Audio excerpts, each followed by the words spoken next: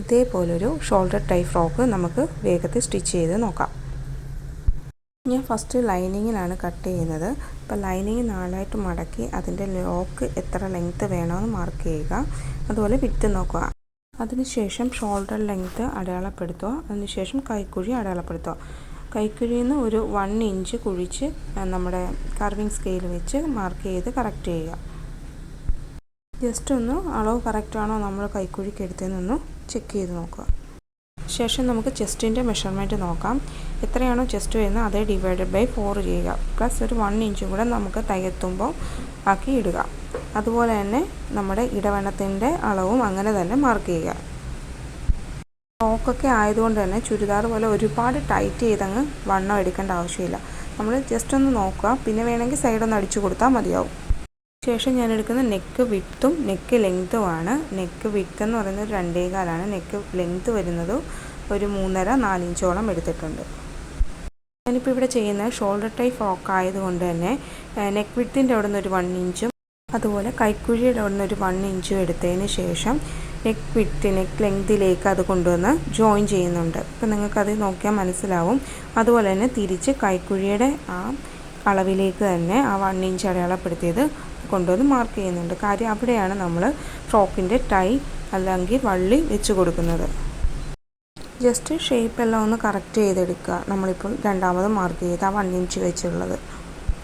ഇതിൻ്റെ back side വരുന്ന ക്ലോത്തിലും നമ്മൾ ഇതേപോലെ തന്നെ മാർക്ക് ചെയ്യുക.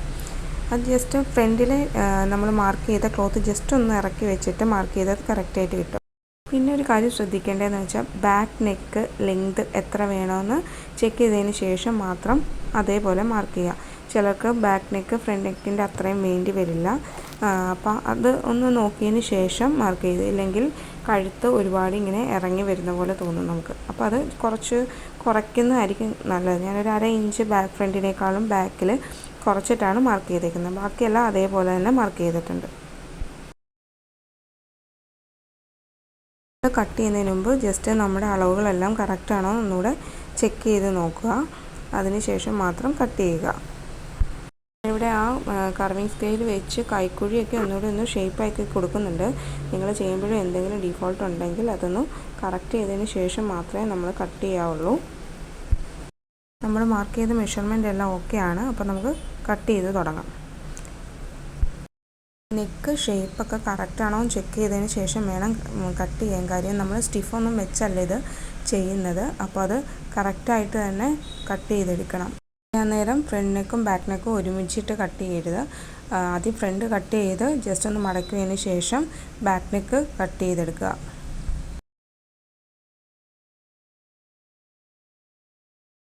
ലൈനിങ് മെയിൻ ക്ലോത്തിലേക്ക് വെച്ച് ആ ഷേപ്പിനെ തന്നെ സ്റ്റിച്ച് ചെയ്ത് കട്ട് ചെയ്തെടുക്കുകയാണ് ഇനി നെക്സ്റ്റ് ചെയ്യുന്നത്. ശ്രദ്ധിക്കേണ്ടത് ലൈനിങ്ങും മെയിൻ ക്ലോത്തും കൂടെ സ്റ്റിച്ച് ചെയ്യുമ്പോൾ നമ്മൾ കട്ട് ചെയ്തതിൽ നിന്ന് ഒരു 1/4 ഇഞ്ചെങ്കിലും നീക്കി വേണം സ്റ്റിച്ച്. ഇപ്പോൾ എൻ്റെ നെക്കിൻ്റെ ആ ഷേപ്പ് കറക്റ്റായിട്ടൊന്ന് ചോക്ക് വെച്ച് മാർക്ക് ചെയ്തതിന് ശേഷം അതിലേക്കൂടെയാണ് സ്റ്റിച്ച് ചെയ്യുന്നത്. അപ്പോൾ നിങ്ങളും അത് സ്റ്റിച്ച് ചെയ്യാൻ നേരം അതുപോലെ ചെയ്യുക. അതുപോലെ ഒരിക്കലും ഷോൾഡറിൻ്റെ അവിടെ സ്റ്റിച്ച് ചെയ്യാൻ പാടില്ല. ഷോൾഡറിൻ്റെ അവിടെ ഒഴിവാക്കി കൈക്കുഴിയും ബാക്കി എല്ലാ സൈഡും സ്റ്റിച്ച് ചെയ്തെടുക്കുകയാണ് വേണ്ടത്. ലൈനിങ് ക്ലോത്തും മെയിൻ ക്ലോത്തും കൂടെ സ്റ്റിച്ച് ചെയ്തതിന് ശേഷം നമുക്കിത് കട്ട് ചെയ്തെടുക്കാം. നമുക്കിനി ഇത് കട്ട് ചെയ്തെടുക്കാം. ഒരു 1/4 ഇഞ്ച് ഗ്യാപ്പ് വെച്ച് സ്റ്റിച്ചിങ്ങിലേക്ക് കയറാതെ വേണം അത് കട്ട് ചെയ്ത് മാറ്റാനായിട്ട്. എക്സ്ട്രാ ക്ലോത്ത് നമുക്ക് കട്ട് ചെയ്ത് മാറ്റാം. ഫ്രണ്ടും ബാക്കും ഇങ്ങനെ തന്നെ ചെയ്യണം. കട്ട് ചെയ്ത ശേഷം തിരിച്ചിടുന്നതിന് മുമ്പിട്ട് ഈ കൈക്കുഴിയുടെ അവിടെയും നെക്കിൻ്റെ അവിടെയൊക്കെ നമ്മൾ ചെറുതായിട്ടൊന്ന് കട്ടിങ് കൊടുത്തു കഴിഞ്ഞാൽ, അതായത് സ്റ്റിച്ചിലോട്ട് കയറാതെ ചെറിയൊരു കട്ടിങ് വേണം കൊടുക്കാൻ. സ്റ്റിച്ചിലോട്ട് കയറാൻ പാടില്ല. അതിനുശേഷം നമുക്കിത് മറിച്ചിടാം. അതിനുശേഷം ഇത് തിരിച്ചിട്ട് കഴിഞ്ഞാൽ നല്ല ഫിനിഷിങ്ങോടുകൂടി നമുക്ക് കിട്ടും. ജസ്റ്റ് ഒന്ന് അയൺ ചെയ്തെടുത്താൽ മതി. അപ്പോൾ യോക്ക് പോർഷൻ ഏതാണ്ട് കംപ്ലീറ്റ് ആയിട്ടുണ്ട്. ഇതിന് വേണ്ട ടൈ റെഡിയാക്കാം. ആ ഷോൾഡറിൻ്റെ എത്രയാണോ വന്നിരിക്കുന്നത് അതിനനുസരിച്ചുള്ള ടൈ റെഡിയാക്കിയാൽ മതി. ലെങ്ത് നിങ്ങൾക്ക് ഇഷ്ടമുള്ള അളവെടുക്കാം.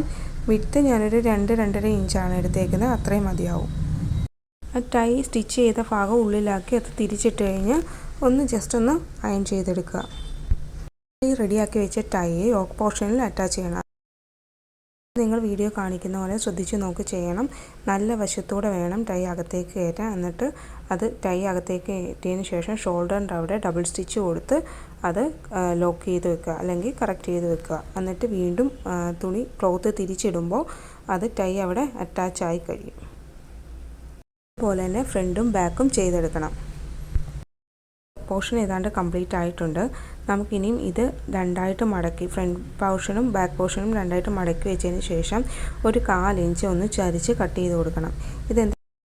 ഇത് നമുക്ക് സ്കേർട്ട് പോർഷനുമായിട്ട് ജോയിൻ ചെയ്യുന്ന സമയത്ത് ഒരുപാട് താഴേക്ക് തൂങ്ങി നിൽക്കാതിരിക്കാൻ വേണ്ടിയാണ് ഇങ്ങനെ ചെയ്യുന്നത്. ജസ്റ്റ് ഒന്ന് ചരിച്ച് കർവ് പോലെ ഒന്ന് കട്ട് ചെയ്ത് മാറ്റുക. ഫ്രോക്കിൻ്റെ താഴെ സ്കേർട്ട് പോർഷനിലേക്കുള്ള ലെങ്ത് എത്രയാണെന്ന് നോക്കിയതിന് ശേഷം അത് കറക്റ്റ് ചെയ്ത് എടുക്കാം. ഞാനിപ്പോൾ ഇവിടെ കാണിച്ചിരിക്കുന്നത് എനിക്കൊരു 27-28 മതിയാവും. ഓൾറെഡി നമ്മൾ യോക്ക് പോർഷനിൽ 10-12 എടുത്തിട്ടുണ്ടായിരുന്നു. ഇത് ഏകദേശം ഓക്കെ ആയി വരും.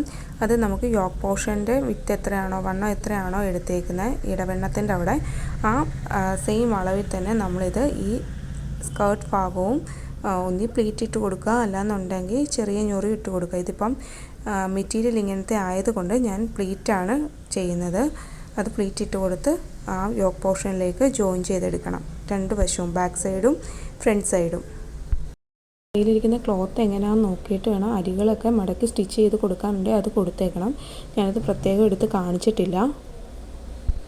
ഇപ്പോൾ ഫ്രണ്ടും ബാക്കും ഇതുപോലെ തന്നെ പ്ലീറ്റിട്ട് സ്റ്റിച്ച് ചെയ്ത് ഒരേ അളവിലാക്കിയിട്ടുണ്ട്.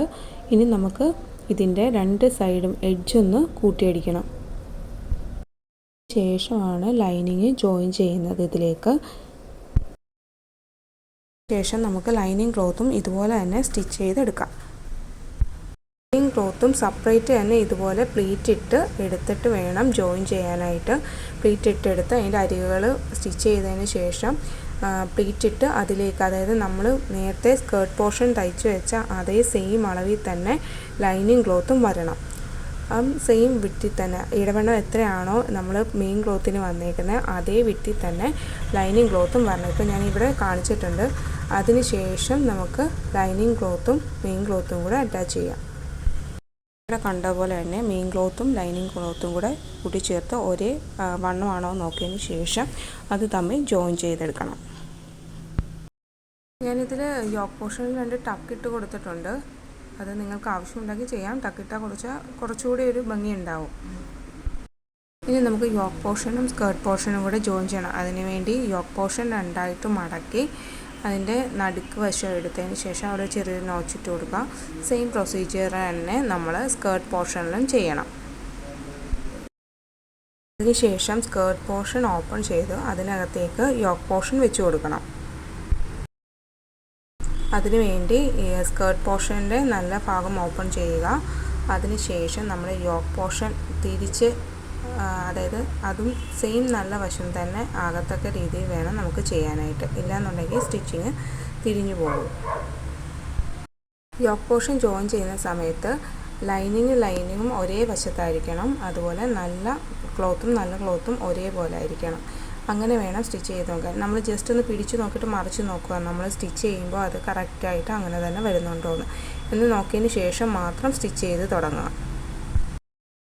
അത് ചുറ്റും അതേപോലെ തന്നെ പിടിച്ച് ഒരുപാട് വലിച്ച് സ്റ്റിച്ച് ചെയ്യാതെ അതേ പോർഷനിൽ തന്നെ റൗണ്ടിൽ സ്റ്റിച്ച് ചെയ്തെടുക്കണം.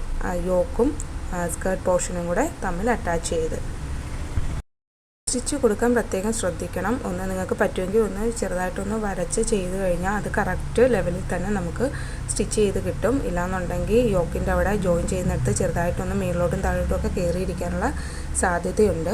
അപ്പോൾ നിങ്ങളൊന്ന് മാർക്ക് ചെയ്തിട്ട് ചെയ്യുവാണെങ്കിൽ കുറച്ചുകൂടി ബെറ്ററായിട്ട് വരും. ശേഷം അത് മറിച്ചിടുക. അപ്പോൾ അത് കംപ്ലീറ്റ് ആയിട്ടുണ്ട് നമ്മുടെ ഫ്രോക്ക്. ഇത് വളരെ ഈസി ആയിട്ടുള്ള സ്റ്റിച്ചിങ് മെത്തേഡാണ്. നിങ്ങൾക്കത് ട്രൈ ചെയ്ത് നോക്കാവുന്നതാണ്.